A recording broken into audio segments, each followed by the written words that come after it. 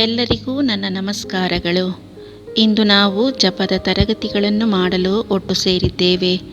ಮಕ್ಕಳೇ ಮತ್ತು ಒಲವಿನ ಪೋಷಕರೇ, ನಾವು ಧರ್ಮ ಕೇಂದ್ರದ ಗುರುಗಳ ಮಾರ್ಗದರ್ಶನದಲ್ಲಿ ಜಪವನ್ನು ಕಲಿಯಲು ನಿಮ್ಮನ್ನು ಆತ್ಮೀಯವಾಗಿ ಸ್ವಾಗತಿಸುತ್ತೇನೆ. ಮೊದಲನೆಯ ಭಾಗ, ದೇವರು ಭೂಲೋಕವನ್ನು ಸೃಷ್ಟಿಸಿದರು. ಆದಿಯಲ್ಲಿ ದೇವರು ಪರಲೋಕವನ್ನು ಭೂಲೋಕವನ್ನು ಸೃಷ್ಟಿಸಿದರು. ಭೂಮಿಯು ಆಕಾರವಿಲ್ಲದೆ ಬರಿದಾಗಿಯೂ ಇತ್ತು. ಆದಿಸಾಗರದ ಮೇಲೂ ದೇವರಾತ್ಮ ಚಲಿಸುತ್ತಿತ್ತು. ಆಗ ದೇವರು ಬೆಳಕಾಗಲಿ ಎನ್ನಲು ಬೆಳಕಾಯಿತು. ದೇವರ ಕಣ್ಣಿಗೆ ಆ ಬೆಳಕು ಒಳ್ಳೆಯದೆಂದು ಕಂಡಿತು.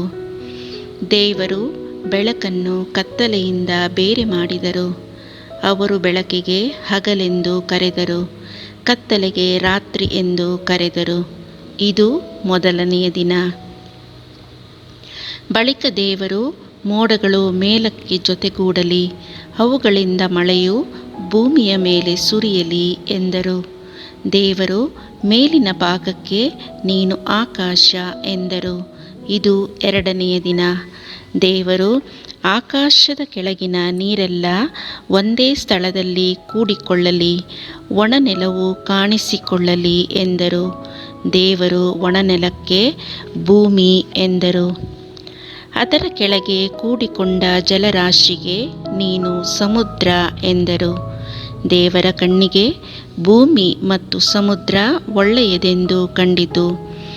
ದೇವರು ಭೂಮಿಯು ಎಲ್ಲ ಥರದ ಗಿಡ ಮತ್ತು ಮರಗಳನ್ನು ಬೆಳೆಯಿಸಲಿ ಎಂದರು. ಗಿಡಗಳು ಮೊಳೆತು ಹಸುರಾಗಿ ಬೆಳೆದವು. ದೇವರ ಕಣ್ಣಿಗೆ ಅವು ಒಳ್ಳೆಯವೆಂದು ಕಂಡವು. ಇದು ಮೂರನೆಯ ದಿನ. ದೇವರು ಆಕಾಶದ ದೀಪಗಳಾಗಲಿ, ಹಗಲಿನಲ್ಲಿ ಸೂರ್ಯನು, ರಾತ್ರಿಯಲ್ಲಿ ಚಂದ್ರ ನಕ್ಷತ್ರಗಳಾಗಲಿ, ಅವು ಸಮಯವನ್ನು ತೋರಿಸಲಿ, ಹಗಲು ಮತ್ತು ರಾತ್ರಿ, ವಾರ ಮತ್ತು ತಿಂಗಳು ಮತ್ತು ಕಾಲಗಳಾಗಲಿ. ದೇವರ ಕಣ್ಣಿಗೆ ಅವು ಒಳ್ಳೆಯದೆಂದು ಕಂಡವು. ಇದು ನಾಲ್ಕನೆಯ ದಿನ.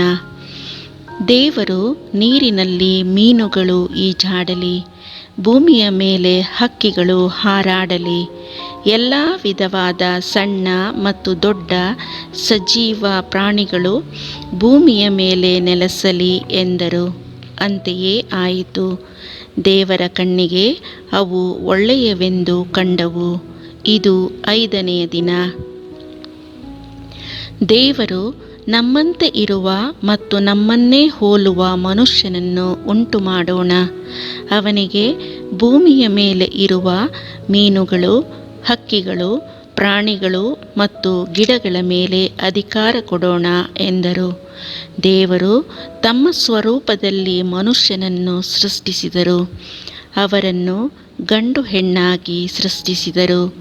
ದೇವರು ಅವರನ್ನು ಆಶೀರ್ವದಿಸಿ, ನೀವು ಫಲಭರಿತರಾಗಿ ಬಹುಸಂಖ್ಯಾತರಾಗಿರಿ.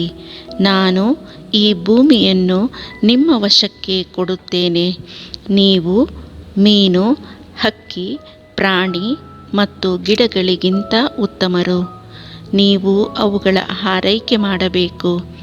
ಗಿಡಗಳು ಮತ್ತು ಪ್ರಾಣಿಗಳು ನಿಮಗೆ ಆಹಾರವಾಗಿರುತ್ತವೆ ಎಂದರು. ದೇವರ ಕಣ್ಣಿಗೆ ತಾವು ಉಂಟು ಮಾಡಿದ ಎಲ್ಲವೂ ಒಳ್ಳೆಯದೆಂದು ಕಂಡಿತು. ಇದು ಆರನೆಯ ದಿನ. ದೇವರು 6 ದಿನಗಳಲ್ಲಿ ಈ ವಿಶ್ವವನ್ನು ಸೃಷ್ಟಿಸಿದರು. ಆಕಾಶ, ಭೂಮಿ, ಸಮುದ್ರ ಮತ್ತೆಲ್ಲ ಸಜೀವಿಗಳನ್ನು ಉಂಟು ಮಾಡಿದರು.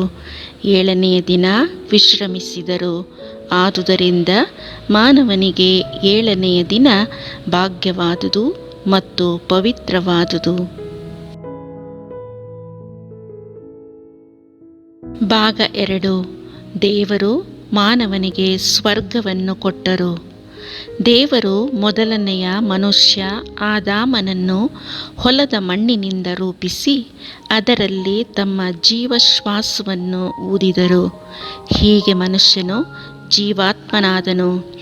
ಅನಂತರ ದೇವರು ಏದೆನ್ ಪ್ರದೇಶದಲ್ಲಿ ಒಂದು ವನವನ್ನು ನೆಟ್ಟರು. ಅಲ್ಲಿ ವಿವಿಧ ರೀತಿಯ ಮರಗಳನ್ನು ಬೆಳೆಸಿದರು. ಅವು ನೋಡಲು ಸುಂದರವೂ ಅವುಗಳ ಹಣ್ಣುಗಳು ರುಚಿಕರವೂ ಆಗಿದ್ದವು. ಆ ವನದ ಮಧ್ಯಭಾಗದಲ್ಲಿ ಜೀವದಾಯಕ ಮರವನ್ನು, ಒಳಿತು ಮತ್ತು ಕೆಡುಕುಗಳ ಅರಿವನ್ನು ಮೂಡಿಸುವ ಮರವನ್ನು ಬೆಳೆಸಿದರು. ದೇವರು ತಾವು ಉಂಟುಮಾಡಿದ ಮನುಷ್ಯ ಆದಾಮನನ್ನು ಈ ವನಕ್ಕೆ ಕರೆತಂದು ಅದನ್ನು ಕೃಷಿ ಮಾಡುವುದಕ್ಕೂ ಕಾಯುವುದಕ್ಕೂ ಬಿಟ್ಟರು. ಅವರು ಅವನಿಗೆ ಹೀಗೆಂದರು, ನೀನು ಈ ತೋಟದಲ್ಲಿರುವ ಎಲ್ಲ ಮರಗಳ ಹಣ್ಣುಗಳನ್ನು ತಿನ್ನಬಹುದು, ಆದರೆ ಒಳಿತು ಕೆಡುಕುಗಳ ಅರಿವನ್ನು ಮೂಡಿಸುವ ಮರದ ಹಣ್ಣನ್ನು ಮಾತ್ರ ತಿನ್ನಬಾರದು. ತಿಂದೆಯಾದರೆ ನೀನು ಸಾಯಬೇಕಾಗುತ್ತದೆ. ಮನುಷ್ಯನು ಒಂಟಿಯಾಗಿರುವುದು ದೇವರಿಗೆ ಬೇಕಾಗಿರಲಿಲ್ಲ. ಆದುದರಿಂದ ಅವರು ಎಲ್ಲ ಪ್ರಾಣಿಗಳನ್ನು, ಹಕ್ಕಿಗಳನ್ನು ಆದಾಮನ ಬಳಿಗೆ ತಂದರು. ಅವನು ಅವಕ್ಕೆ ಒಂದೊಂದು ಹೆಸರನ್ನಿಟ್ಟನು. ಆದರೆ ಅವನಿಗೆ ಸರಿ ಬೀಳುವ ಸಂಗಾತಿ ಸಿಗಲಿಲ್ಲ. ಆದುದರಿಂದ ದೇವರು ಅವನಿಗೆ ಗಾಢ ನಿದ್ರೆ ಬರಮಾಡಿದರು. ಅವರು ಆದಾಮನ ಪಕ್ಕೆಯ ಎಲುಬನ್ನು ತೆಗೆದು ಒಬ್ಬ ಮಹಿಳೆಯನ್ನು ರೂಪಿಸಿದರು. ಅವಳನ್ನು ನೋಡಿದ ಆದಾಮ, ಇವಳು ನನ್ನಂತೆಯೇ ಇದ್ದಾಳೆ, ಅವಳು ನರನಾದ ನನ್ನಿಂದ ಉಗಮಿಸಿದ್ದರಿಂದ ಅವಳ ಹೆಸರು ನಾರಿ ಎಂದಾಗಲಿ ಎಂದನು. ಈ ನರ ಮತ್ತು ನಾರಿ ಬೆತ್ತಲೆಯಾಗಿದ್ದರೂ ಪರಸ್ಪರರ ಮುಂದೆ ನಾಚಿಕೊಳ್ಳಲಿಲ್ಲ.